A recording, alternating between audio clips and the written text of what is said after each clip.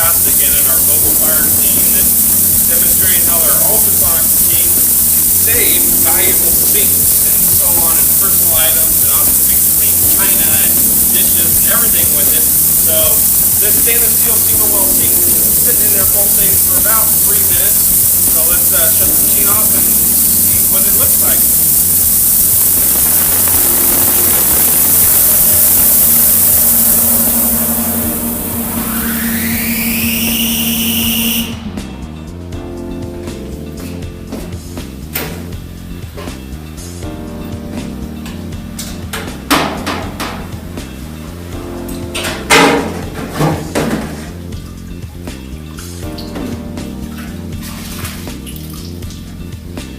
So, as you can see, the soot's been removed.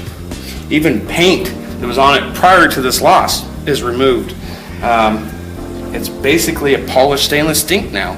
That's the best way you can clean it. And like I said, SERVPRO, we are a different kind of clean. We're not your mom and pop that's just going to wipe something down with water and call it good and then collect our money.